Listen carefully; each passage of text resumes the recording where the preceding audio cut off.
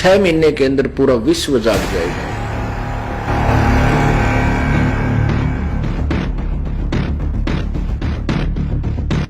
ये दास जो सत्संग कर रहा है, यदि जिस दिन किसी पुण्यात्मा के भाग उदय होंगे किसी चैनल वाले के, और इस ज्ञान को हिम्मत से करके चला देगा, 6 महीने के अंदर पूरा विश्व जाग जाएगा। और जितने ये नकली संत बने फिर दुनिया को श्रद्धालुओं को भ्रमित किए हुए हैं, इनके जीवन के साथ ये खिलवाड़ कर रहे हैं, धोखा कर रहे हैं, बर्बाद कर रहे हैं, इनको कहीं छुपने को स्थान नहीं मिलेगा।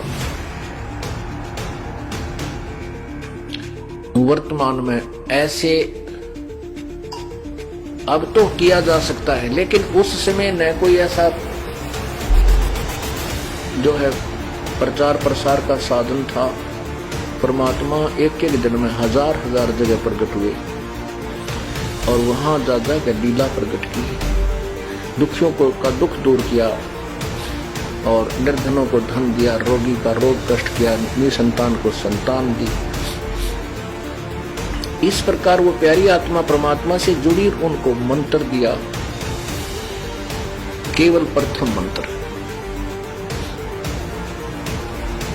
ये 5 नाम जिसमें होते हैं, ये 7 भी नहीं दिए प्रभु ने। उनकी कमाई के कारण फिर परमात्मा ने एक लीला की थी, एक गणिका को हाथी पर बैठा करके और गंगा जल बोतल में भरकर शीशी में ऐसे, और बीच में बैठा करके आगे रविदास जी को बैठा करके, बीच में उस लड़की को बैठा करके, पीछे परमात्मा विराजमान हो गए थे। उस लड़की के कंधे पर हाथ रखकर हाथी के ऊपर बैठ गए और एक हाथ में वो गंगा जल पी रहे थे। तो जनता समझने लगी कि शराब पी रहे हैं। और उस वैश्या, सुप्रसिद्ध वैश्या थी, उस गणका को साथ लिए हुए थे, सभी पहचानते थे कि वो वैश्या है जो आज कबीर के साथ है।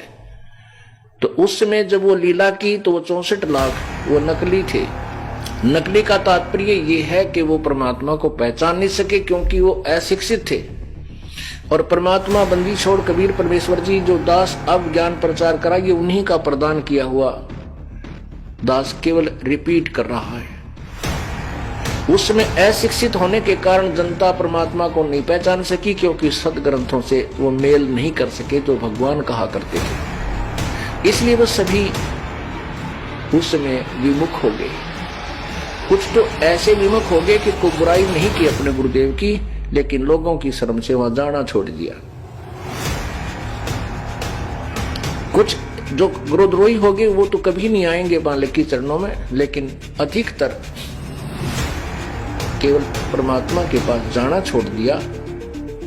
और लोग बहकाने लगे कि वो भगवान थोड़ा ही हो सकता है। तो उनको ये भी जज की वे गुरु जी ने कमाल कर दिया और गलती तो बनेगी, लेकिन वो गुरुद्रोही नहीं हुए। तो वो 64 लाख जो है अब उस परमात्मा की उस समय जो भक्ति दी उन्होंने, कोई 2 वर्ष की, किसी ने 10 वर्ष की, किसी ने 15 वर्ष की, किसी ने 20 वर्ष की, तो उसके कारण अब उन्हीं के मनुष्य जन्म होते हुए आ रहे। उस भक्ति में इतनी शक्ति थी दाता ने जो आपसे करवा दी, जैसे आपको प्रथम मंत्र दिया जाता है। इसके कारण भी आपके हो सकता है 10-20 मनुष्य के जन्म हो सकते हैं। तो अब जो पुण्यात्मा है कहते ही शीघ्र समझ जाते हैं, तुरंत मालिक के शरण ग्रहण कर लेते हैं। ये वही पुण्यात्मा है जो लगातार मनुष्य जीवन प्राप्त करती हुई आ रही है और परमात्मा की चाह भी तड़पती है, चाहे वो किसी मंदिर में, मस्जिद में, गुरुद्वारे में या कहीं और चर्च में या किसी संत की आड़ में, कहीं ना कहीं वो अवश्य कोई भक्ति विधि अपनाए हुए, क्योंकि वो आत्मा रह नहीं सकती भगवान के बिना। और परमात्मा जैसा भी उनको ज्ञान मिला प्रभु के विषय में, वो भोली आत्मा ने स्वीकार कर रखा है और उसी पर दृढ़ हो रही है, लेकिन कोई लाभ विशेष नहीं है। इसलिए कुछ नास्तिकता भी पनप चुकी है वर्तमान में। तो वो पुण्यात्माएं अब 64 लाख तो आवेंगी। अब उनके साथ परमात्मा कैसी रजा बख्श रहा है किसी को पुस्तक के माध्यम से, किसी से अपनी प्यारी आत्मा जो उपदेश दे चुकी है उसके माध्यम से प्रेरित करके चलो उस आदमी के पास चलते, वो अपना रिश्तेदार है, वो अपना मित्र है, वो अपनी सहेली है, तो वहां जा जाकर अपना संदेश भिजवा रहे हैं, किसी बुक के माध्यम से, सीडी के माध्यम से, समाचार पत्रों के माध्यम से, और किसी को केबल के माध्यम से। अब वो संदेश पहुंच रहा है, वो पुण्यात्मा अब आ रही है, वो तो शीघ्र ग्रहण कर जाती हैं।